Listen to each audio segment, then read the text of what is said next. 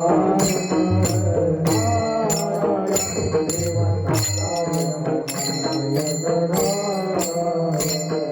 हाताने टाळी आणि सर्वांनी भजन म्हणायचं. काही सारे अकरा वाजेपर्यंत वेळ नाही आपल्याकडे.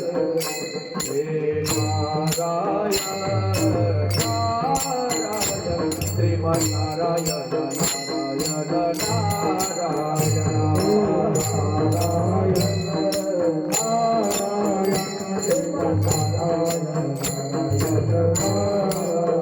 भजमन नारायण नारायण